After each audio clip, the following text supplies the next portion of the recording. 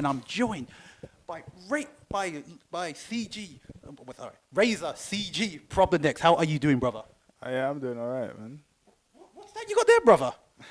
It's a trophy from the tournament that I won today. Sick. Yeah, I'm just curious. What's your record against Ryan been so far, then?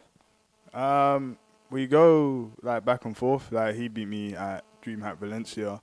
I beat him at the last Swedish DreamHack that I was at when I got to play him.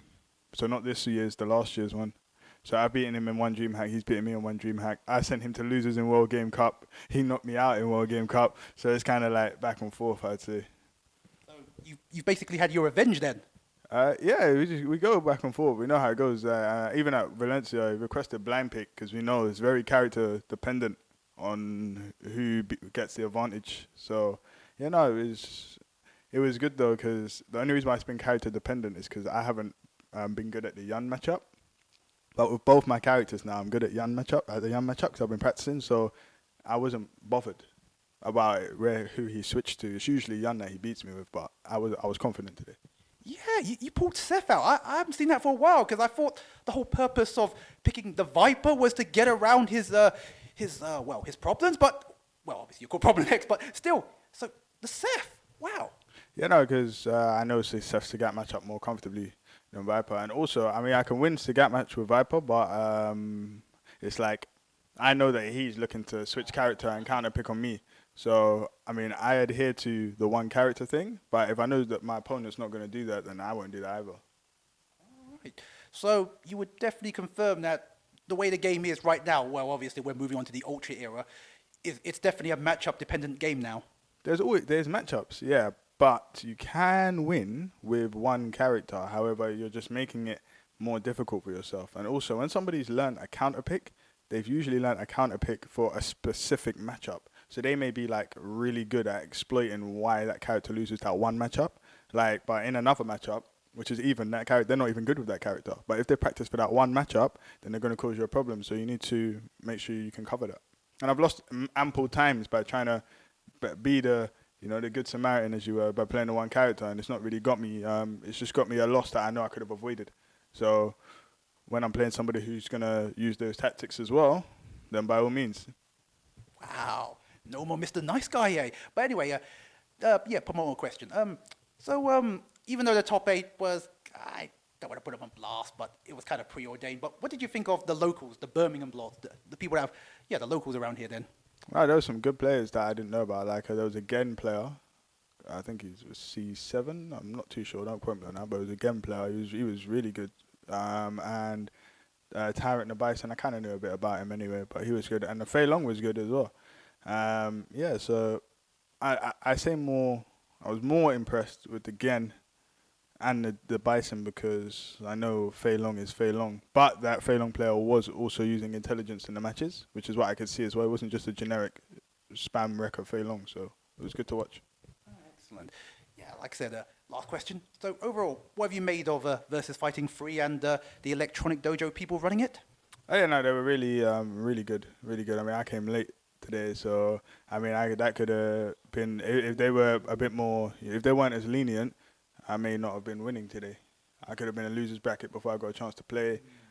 So they were really good with that. And what I've learned from the tournament is that I came prepared, a bit more prepared. So now I know what I need to do for future tournaments. Because it was looking like Ryan picked Akuma against me in winners final, and I beat him with Viper, Akuma. Then he picked Sagat to begin with in grand finals. So there was no Yun, because he knew I was ready for Yun. So I would have assumed there was no Yun.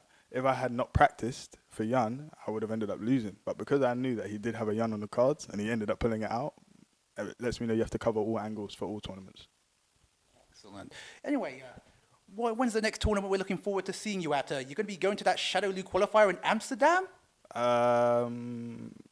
Possibly. Possibly, yeah. Just looking at somebody off camera. Just saying. Anyway.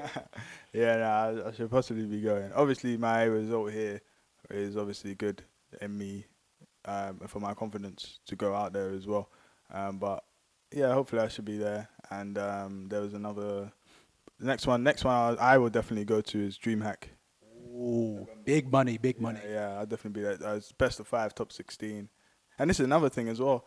I've never played Ryan in best of 5 in tournament. Hardly. Not for a while anyway. Not for a while. It's usually a best of 3. You lose 2 games, that's it. But with that third game, like, you have that chance to see what happened. Just that one extra game. That made a significant difference, you reckon? Yeah, it does. When you're playing a character that has 1 or 2 options, for example, even Seth as well, command, grab, dragon, you get to see their tendencies. And also, you can condition them by letting them hit you. If they hit you with an option continuously, then you kind of know when they think that they're always going to get you with something. And when it matters, you can actually pivot the momentum in that one extra game by getting a big punish on it. For example, the lunge punch in that last match. I blocked it, and then when it came to last round and I knew he was doing it, then I started reacting to it. I could have reacted from the beginning, but I chose not to put him in a false sense of comfort. So you can do that when you know how many games you got. In 2 games, it's too risky to do that because the guy may just be stubborn. But over a period of 3 games, you can determine whether he's stubborn or not. In 2 games, you can't. Well, I can't anyway. Okay, so would you impress? Because all the top players have been, because obviously it's a thing with Marvel at the moment, so you would definitely press for that one extra game then.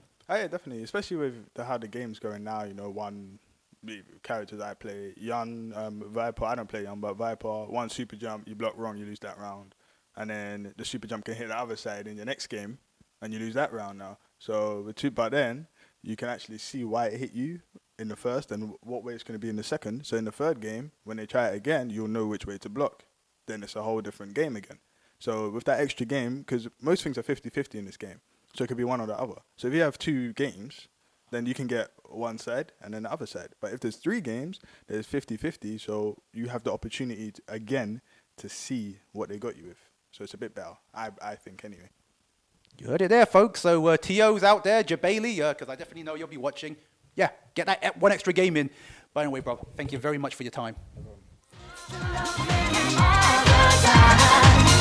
is the love making.